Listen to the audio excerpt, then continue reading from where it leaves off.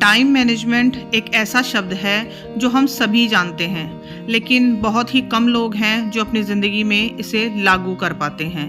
और लागू क्यों नहीं कर पाते? क्योंकि टाइम मैनेजमेंट के दो हिस्से होते हैं। एक तो वे सब काम जो हमें करने हैं और उसके साथ ही दूसरे वे काम जो हमें नहीं करने हैं।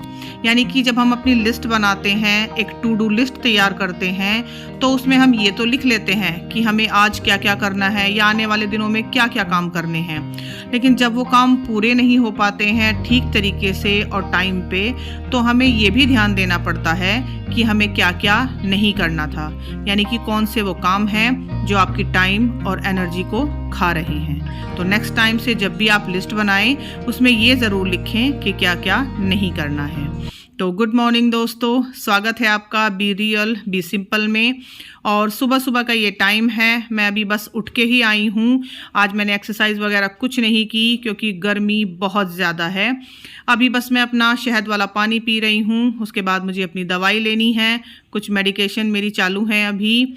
और अभी आपने यहाँ पे उबले हुए आलू देखे थे काउंटर टॉप पे, उसका मुझे आज वानी के लिए लंच प्रिपेयर करना है। तो यहाँ पे मैंने सिंपल पराठे बनाए हैं और आलू की सूखी सब्ज़ी सिर्फ जीरे से और कड़ी पत्ते से मैंने उसको छोका है, और सिर्फ नमक और हल्की सी मिर्च मैंने उसमें डाली है, हल्दी भी नहीं डाली। और ये सिंपल सा लंच बॉक्स आज मैं वानी को दे रही हूँ। साथ ही 2 बिस्किट हैं जिन पे मैंने पीनट बटर लगाया है। तो वो बोल रही थी इसलिए मैंने रख दिया है, देखती हूँ खाती है या नहीं। अभी फ़िलहाल मैंने 2 ही बिस्किट रखे हैं और ये वानी का लंच बॉक्स हो गया है आज तैयार। बिल्कुल सिंपल सा, जल्दी ही बन गया। अब बाकी काम तो वो अपने खुद कर लेती है, लेकिन मैं उसकी चोटी बनाने में उसकी हेल्प करती हूँ। और अभी वो अपने बादाम खा रही है, तो आप उसका मुंह देख सकते हैं। मैं बादाम भिगोती हूँ बच्चों के लिए सुबह, तो वो खाने के लिए देती हूँ उसको। तो सुबह तो वो खैर बहुत ही कम खा के जाती है और बाल वगैरह उससे ठीक से बन नहीं पाते, इसलिए मैं उसकी हेल्प कर देती हूँ थोड़ी सी इसमें। और उसके बाल मतलब काफ़ी खिंचते हैं, तो इसलिए वो थोड़ा सा मुँह बना रही थी। अब लंच मैंने उसको दे दिया है और ये देखिए गर्मी की हालत। अभी सिर्फ 7:15 या 7:30 के बीच का टाइम है। इसी टाइम उसकी वैन आती है और उसकी जो शर्ट आपने देखी ना, वो पसीनों से भीगी हुई थी बिल्कुल। तो चली गई है वानी स्कूल के लिए। अब मैंने राम का लंच बॉक्स पैक कर दिया है। वो सब्जी तो नहीं लेके जा रहा है, बस दही और पराठे लेके जा रहा है। साथ में एक ये नमकीन का पैकेट है, तो ये मैं रख दूंगी। बाकी अभी पूरा घर फैला हुआ है। मैंने प्रेस की थी सुबह ही वानी के ड्रेस पे, तो ये रखा है। और ये उसके कुछ प्रोजेक्ट्स थे जो होमवर्क के, वो अब चेक करा के उसने घर पे रख दिए हैं। तो अभी नीचे की सारी साफ़ सफाई करके मैं सबसे पहले आई हूँ ऊपर। आज मुझे ये एसी का फ़िल्टर साफ़ करना था। ये देखिए कितना गंदा हो रखा है ये। इसकी वजह से एसी की कूलिंग भी बहुत कम हो रही थी। तो इसमें कुछ ज़्यादा नहीं करना होता, बस सिंपल पानी से इसको आप साफ़ कर दीजिए और ये साफ़ हो जाएगा। इसको आप 10-15 दिन में एक बार भी साफ़ करेंगे ना, तो एसी की कूलिंग आपकी बहुत अच्छी बनी रहेगी। इसके साथ ही ऊपर वाले कमरे की थोड़ी सी सफाई बाकी थी, क्योंकि पिछले कुछ दिनों से तबीयत ठीक नहीं थी मेरी, तो इस चक्कर में यहाँ की साफ़ सफाई हो नहीं पाई थी। और आज मैंने ये जो बालकनी का गेट है ना, थोड़ा सा खोल दिया था ताकि थोड़ी सी क्रॉस वेंटिलेशन इस कमरे में हो सके। और आज यहाँ से बहुत सारा कूड़ा निकला, क्योंकि हस्बैंड ने अभी 2-3 दिन पहले ही अपनी मशीन का काम ख़त्म किया था। तो फुल ऑन कूड़ा इस कमरे में हो रखा था। एक तो मैं सफाई करने नहीं आई, ऊपर से उन्होंने मशीन का पूरा कूड़ा भर रखा था यहाँ पे। और ये देखिए फ़िल्टर हमारा साफ़ हो गया है। इस बीच मैंने चादर वगैरह सब चेंज कर दी है जब तक फ़िल्टर सूखा था। और उसके बाद हो गया है जी पूरा कमरा क्लीन। तो ये जो भी सामान था हस्बैंड का, ये मैंने एक साइड रख दिया है कोने में। और टाइल्स लगी हुई हैं जो इस कमरे में, टाइल्स के ऊपर जहाँ पे टाइल्स ख़त्म होती हैं, उस जगह पे छोटे छोटे जाले लग जाते हैं, तो वो भी मैंने अच्छे से क्लीन किए हैं। और बाकी पूरा कमरा खूब अच्छे से चकाचक हो गया है। अभी आपको यहाँ पे कोई भी तकिया या छोटा कुशन कुछ नहीं दिखाई दे रहा है, क्योंकि उन सबको मैं बाहर धूप में रख के आई हूँ।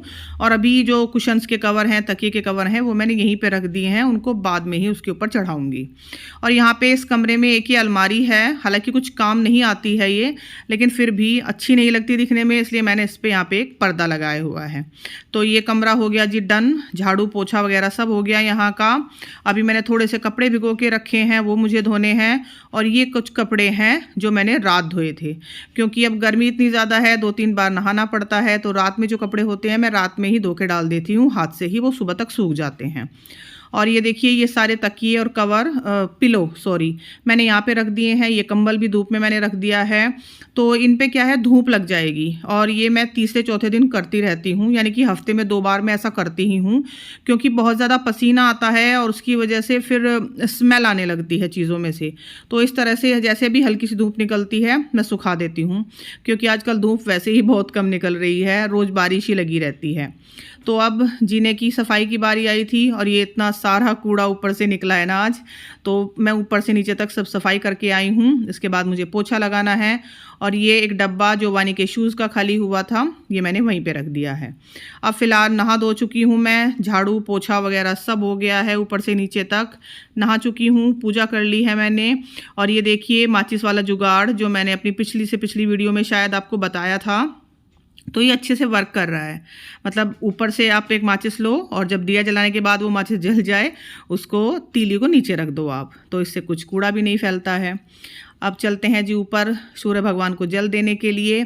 और यहाँ पे मैं दिखाऊंगी आपको ये पौधे जो मैंने लगाए थे ना छोटे छोटे कप्स में, तो अब ये धीरे धीरे अपनी जड़ पकड़ने लगे हैं, थोड़े थोड़े ग्रो भी हो रहे हैं, कुछ पे कलियाँ आ रही हैं, कुछ पे फूल आ रहे हैं। तो बहुत ज़्यादा देखिए पेड़ पौधे मेरे घर में है नहीं, जगह भी नहीं है इतनी और शायद मैं मेंटेन भी नहीं कर पाती इसलिए, लेकिन जो भी हैं उनको मैं अच्छे से रखने की कोशिश करती हूँ। और देखिए अभी सुबह धूप थी और जब तक मैं नहा धो के नीचे से आई हूँ तब तक पूरा आसमान काले काले बादलों से घिर चुका है। हालांकि बारिश नहीं आई थी लेकिन मुझे डर लग रहा था, क्योंकि मैंने जो तकिए और कंबल वगैरह बाहर डाले हुए थे ना, मुझे डर था कि ये कहीं भीग ना जाएं, और इसलिए मैं बार बार ऊपर आके देख रही थी। लेकिन खैर बारिश नहीं आई। हाँ, हालांकि आसमान पूरा काला हो रखा था बारिश से, मतलब बादलों से सॉरी। और अब देखिए मैं दिखाती हूँ आपको ये पौधे और हालत आप पूछिए मत। मतलब हालांकि देखिए मौसम मैंने दिखाया आपको कितना अच्छा हो रहा है, हवा भी चल रही है, आप इन पौधों से देख सकते हो हवा भी चल रही है, लेकिन उसके बावजूद भी जो उमस वाली गर्मी है ना उसने बहुत ही परेशान करके रखा है। और इसी वजह से देखिए ये नीचे के जो पौधे हैं ये तो हरे भरे हैं, लेकिन जो ऊपर पौधा रखा हुआ है मैंने अभी आपको दिखाया वो बेचारा पूरी तरह से झुलस गया है गर्मी में। तो बारिश भी आ रही है, हवा भी चल रही है इन दिनों, मतलब कभी बारिश आती है कभी हवा चलती है, लेकिन गर्मी कम होने का नाम नहीं ले रही बिल्कुल भी। और ये देखिए यहाँ से मैंने जो कटिंग काट काट के ऊपर जो पौधे लगाए थे ना, अब वो कटिंग भी दोबारा से ग्रो होने लगी हैं। और ये मेरा गार्डनिंग टूल, खुरपा बोलते हैं हमारे यहाँ इसको, आप लोग क्या बोलते हैं बताना ज़रा, खुरपा या खुरपी यही बोलते हैं। तो इसको उठा के रख देती हूँ, बच्चे इधर उधर कर देते हैं उसको। और देखिए पौधों की हरियाली, मेरा इसी से मन खुश हो जाता है, चाहे फूल इन पे आए ना आए, लेकिन इनकी हरियाली देख के ही मेरा मन खुश हो जाता है। और आसमान, मतलब एक एक मिनट में ना सांस ऊपर नीचे हो रही थी मेरी, कि अगर बारिश आई तो मेरे सारे तकिए और ये जो कंबल वगैरह मैंने डाले हुए हैं भीग जाएंगे। लेकिन खैर बारिश नहीं आई थी और मैंने ये कंबल और तकिए वगैरह सब यहीं पे छोड़ दिए और इनको फिर पलट भी दिया था मैंने, क्योंकि सुबह मैं डाल के गई थी और करीब 1 घंटे बाद की ये क्लिप है। तो अब मैं इनको पलट देती हूँ ताकि दूसरी तरफ से भी इन पे अच्छी तरह से धूप या हवा जो भी है लग जाए, और फिर उनको रख दूँगी अंदर उठा के। अब मैं आई हूँ नीचे और अब बारी है मेरे नाश्ता करने की। बहुत तेज़ भूख लग रही है। यही सब्ज़ी जो सुबह मैंने वानी को दी थी यही मैं खाऊंगी। फ़िलहाल अपने लिए 1 कप चाय बना रही हूँ मैं, और पराठे हैं मेरे, और दूध भी अभी मुझे लाना है एक्चुअली, और गर्म भी करना है क्योंकि देखिए भिगोना आपने देखा है खाली रखा है। और यहाँ पे आप रूह अफ़ज़ा की बोतल देख रहे हो, ये मैंने सुबह वानी को बना के दिया था। थोड़े से ठंडे दूध में रूह अफ़ज़ा मिला के उसको दे देती हूँ तो वो पी लेती है, क्योंकि कुछ गर्म तो पिया नहीं जाता। अब अच्छे से हमारी चाय देखिए खूब अच्छे से पक गई है। सबसे लास्ट में मैंने इसमें खांड डाली है। जी हाँ, मैं चाय में खांड डालती हूँ, दूध में भी, जैसे मैंने पहले भी अपनी वीडियोस में आपको बताया है। और ये हो गई मेरी नाश्ते की प्लेट तैयार, आम का अचार और 2 पराठे, सूखी वाली सब्ज़ी और चाय। तो ये तो खैर हम इंडियंस का परमानेंट नाश्ता होता है। आप लोग भी बताइएगा कि आप लोग नाश्ते में ज़्यादातर ऐसे ही कुछ चीज़ें खाते हैं। अब नाश्ता करने के बाद मेरे पास करीब आधे घंटे का टाइम था लंच बनाने से पहले, तो थोड़े से कपड़े थे, इन पे मैंने प्रेस की। और मैं हमेशा ऐसे ही करती हूँ कि अगर मुझे आधे घंटे का टाइम मिल रहा है या 15-20 मिनट का टाइम मिल रहा है तो उस दौरान जितने भी कपड़ों पे मैं प्रेस कर पाती हूँ वही कर लेती हूँ। ये नहीं कि एक साथ ही पूरी प्रेस की गठरी लेके मुझे बैठनी है। तो मेरा तो यही तरीका है भाई, आप लोग बताइएगा क्या तरीका है आपका। और ये वानी की स्कूल यूनिफॉर्म है, एक्चुअली ये हाउस यूनिफॉर्म है। तो इस पर मैं ऐसे उल्टा करके प्रेस कर रही हूँ, क्योंकि ये जो प्रिंट आप इस पर देख रहे हो ये कुछ रबर प्रिंट टाइप से है। तो इस पर अगर मैं प्रेस करती हूँ तो ये चिपक जाता है, प्रेस भी ख़राब हो जाती है और प्रिंट भी ख़राब हो जाता है। तो पहले अंदर की तरफ से मैंने इस पर प्रेस कर ली जहाँ जहाँ प्रिंट था, और उसके बाद फिर मैं इसको सीधा करके प्रेस कर रही हूँ। तो ज़्यादा नहीं, बस 3-4 जोड़ी कपड़े ही मैंने यहाँ पे प्रेस किए थे।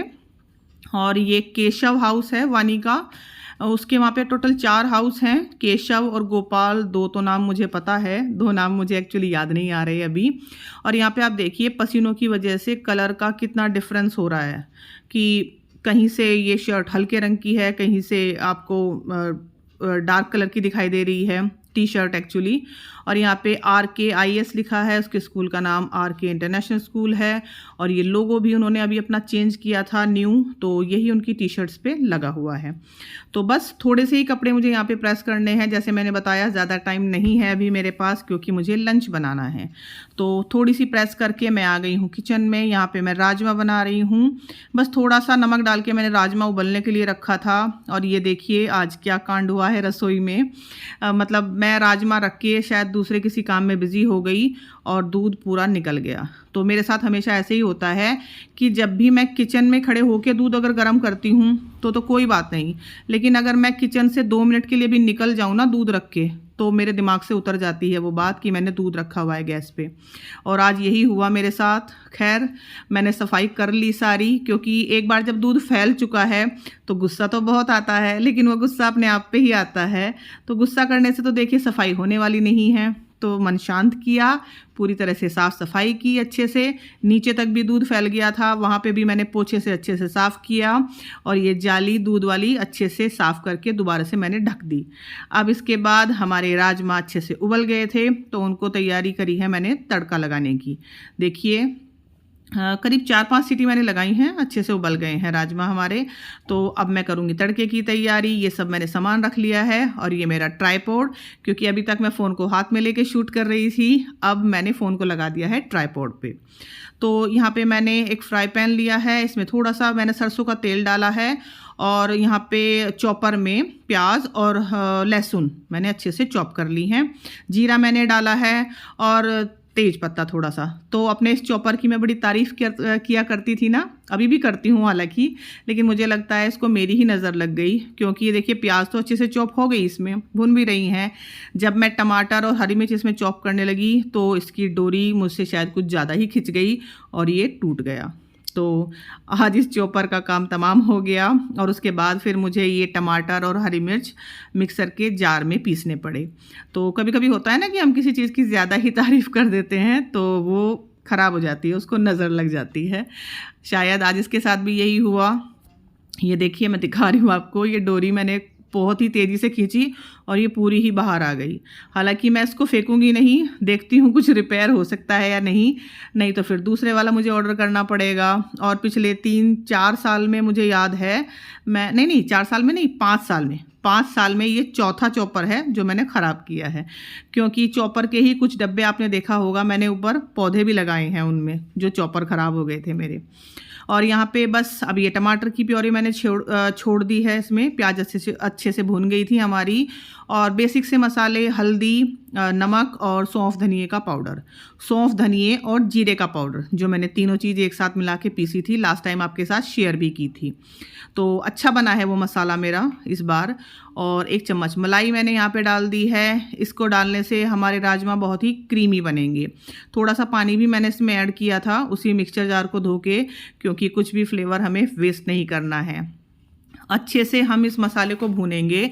और जब भी आप किसी मसाले में मलाई या दही डालें तो उसके बाद उसे लगातार चलाते रहें, नहीं तो कभी कभी फट जाता है, मतलब आपको लगेगा कि उसका टेक्सचर फटा फटा हो गया है। तो अच्छे से हमारा मसाला भुन गया है, तेल जो भी था आप देख रहे हो किनारे पे आ गया है। इसमें मैंने ये राजमा मसाला डाला है, और ये 10-10 रुपये के पाउच आते हैं, मैंने पहले भी शेयर किया है। तो ये 2-3 मसाले मैं लाती हूँ और 1 पाउच 2 बार इस्तेमाल हो जाता है।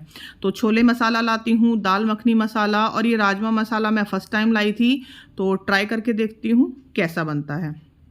और अब हमारा मसाला हो गया तैयार और राजमा को अच्छे से थोड़ा चमचे से मैंने मैश कर दिया है। उसके बाद मिला दिया है मसाला और इस पैन को धोकर भी मैं इसमें पानी डालूंगी। जैसे कि मैंने कहा कि फ्लेवर्स बिल्कुल भी वेस्ट नहीं करने हैं। तो थोड़ा सा मैंने यहाँ पे हींग भी डाला था, लेकिन वो क्लिप शायद मैं शूट नहीं कर पाई। अब रख दिया है इसको कुकर में और शायद 2 से 3 सीटी में ये अच्छे से हो जाएगा। उसके साथ ही मैं यहाँ पे काउंटर टॉप क्लीन कर रही हूँ, जो भी थोड़ा बहुत कुछ गिरा है।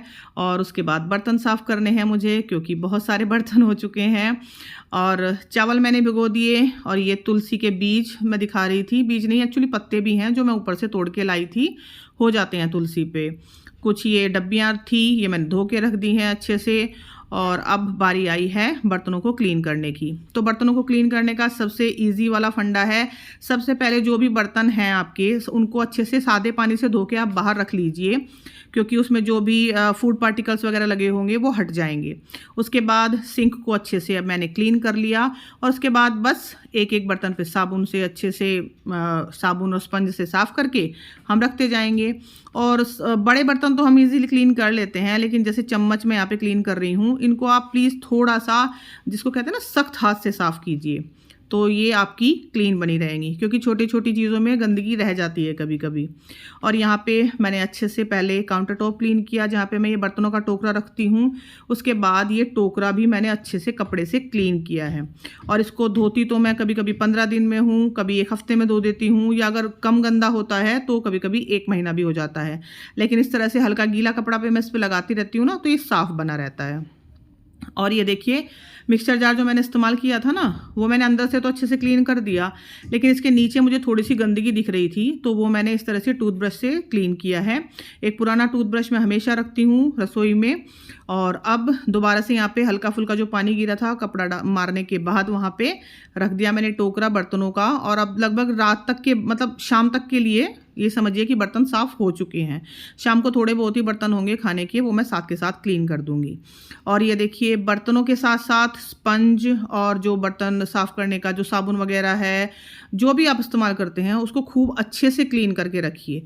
ये नहीं कि बस बर्तन साफ़ कर दिए और उनको ऐसे ही रख दिया, क्योंकि ये रसोई की एक ऐसी जगह है, मतलब ऐसी चीज़ें हैं रसोई की, ये स्पंज वगैरह, आपने शायद किसी वीडियो वगैरह में पढ़ा भी हो, मतलब वीडियो में देखा भी हो कि स्पॉन्ज पे सबसे ज़्यादा बैक्टीरिया ग्रो करते हैं। तो आप उनको अच्छे से धो के रखिए और बीच बीच में उनको गर्म पानी में भी उबालते रहिए। इसके लिए मैंने एक शॉर्ट वीडियो अपलोड की है अपने चैनल पे, आप चाहें तो देख सकते हैं। तो देखिए यहाँ पे बातों ही बातों में सारे बर्तन क्लीन हो गए हैं।